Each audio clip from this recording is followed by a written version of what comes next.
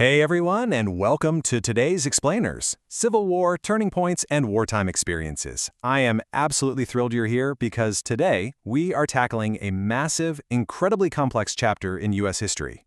But listen, we're not just going to sit here and memorize dates or rattle off 100 different battles. No way. Instead, we're zooming out. We're looking at the big picture, those dramatic turning points that literally changed the nation's trajectory. Plus, we're going to dig into what it was actually like for the soldiers and civilians who lived through it. So let's just jump right in and unpack exactly how and why this conflict completely redefined the United States. Okay, so here is our quick roadmap for today. We're going to hit 1. The watershed of 1860. 2. The First Modern War. 3. 1863, the strategic shift. 4. A war for freedom. 5. The Union triumphant. And finally 6. Recap and reflection.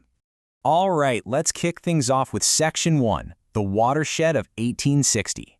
You know, for decades, leading right up to 1860, politicians were desperately trying to compromise. But by November 1860, with Abraham Lincoln's election to the presidency, well, that era of deal-making, it was totally over. The fracture was just way too deep. In fact, before Lincoln even took office, 7 states from the Deep South seceded from the Union in late 1860. Then, by early 1861, they went ahead and formed the Confederate States of America. And then, the match was struck. In April 1861, Confederate forces attacked Fort Sumter, and that officially kicked off the Civil War. Okay, time for a quick pause check to really test your historical thinking. Based on that rapid chain of events we just walked through, go ahead and pause the explainer and ask yourself, did Abraham Lincoln's election actually cause the Civil War? All right, welcome back. So, what did you come up with? Well, here is the immediate reasoning. While Lincoln's election was a massive watershed event, it didn't just cause the war in a vacuum. Actually, it was more like the final spark. It was the culmination of these increasing, decades-long tensions between the pro-slavery South and the anti-slavery North. It ignited a powder keg that had been building up for a very long time. Moving right along to Section 2, the First Modern War. So, once the fighting actually started, the country pretty quickly realized that this was not going to be a brief or simple little rebellion. The main claim here is that the Civil War was a fundamentally different and just completely devastating kind of conflict compared to literally anything the nation had ever experienced before. And we've got the evidence right here. Historians actually recognize this as the First Modern War because of its massive industrial-scale destruction. But honestly, it was the human toll that truly defined it. For the soldiers, it meant facing these brutal, unprecedented battlefield conditions driven by a super intense, bitter rivalry. And for civilians, the devastation came right to their front doors. The ideological divide was so incredibly deep that, as the sources show, brothers would literally rather fight each other than compromise. It just totally ripped the social fabric of the nation apart. Okay, let's jump to Section 3, 1863, the strategic shift. Now, those first couple of years, they saw some incredibly brutal fighting with pretty mixed outcomes. But then came 1863. The big claim we're making here is that the year 1863 proved to be a decisive turning point that permanently shifted the tide against the Confederacy. Let's look at exactly why that happened. Now, instead of getting totally lost in the weeds of, troop movements and battle maneuvers, let's just look at the sheer strategic impact of this one single year. Out in the West, the Vicksburg campaign was a huge success because it gave the Union total control of the Mississippi River. I mean, it literally split the Confederacy right in two. Meanwhile, over in the East, the Union victory at Gettysburg ended the attempted Confederate invasion of the North. Put those together, and these two huge victories in 1863 completely broke the Confederacy's momentum. That brings us to Section 4, a war for freedom. But here's the thing. Military strategy wasn't the only thing that shifted in 1863. The very ideology of the Union forces evolved dramatically. Check this out. Prior to 1863, the Union's primary motivation was basically just restoring the map, bringing those seceded states back into the fold.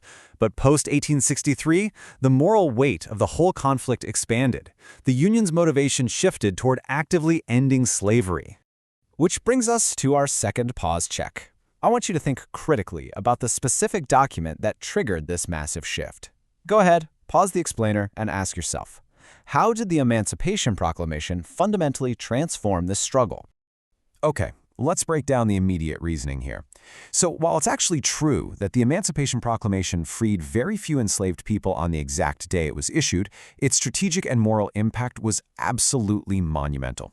It officially made freedom for African Americans a central cause for the Union. It completely transformed the war's purpose. Soldiers were no longer just fighting for some political boundary, they were actively fighting to end the institution of slavery itself. That is a real game changer. All right, let's dive into Section 5, the Union Triumphant. To fully grasp why this huge ideological shift was so necessary for the Union, we kind of have to flip the lens for a second. The claim we're looking at now is that the Deep South states formed the CSA for a highly specific reason, and that was to protect their societal structure. And the evidence from the historical record is crystal clear on this. The states that formed the CSA were explicitly dedicated to maintaining racial slavery and white supremacy. This wasn't just some side issue, right? It was their foundational cause. And this absolute dedication explains exactly why earlier attempts at peace, like the Corwin Amendment, which tried to protect slavery where it already existed just to stop the war, were totally doomed to fail. The ideological divide was just absolute. The time for compromise had completely ended before the very first shots were even fired. And finally, Section 6, Recap and Reflection. Let's do a really concise recap of our journey today. We saw how the 1860 election acted as this massive watershed moment that ended all compromise. We learned how this first modern war brought just unprecedented bitter rivalry, literally turning brothers into enemies.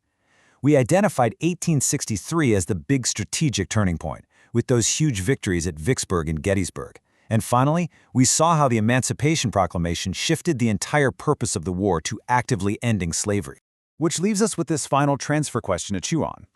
Based on how the Civil War's purpose shifted so dramatically, how do the evolving motivations of people in the past shape how we define historical turning points today? I mean, history isn't just a dry list of things that happened. It's the story of why people fought, lived, and changed their minds. Definitely keep that question in mind as you continue your study of U.S. history. Thank you so much for joining me on this explainer, and keep asking those big, compelling questions.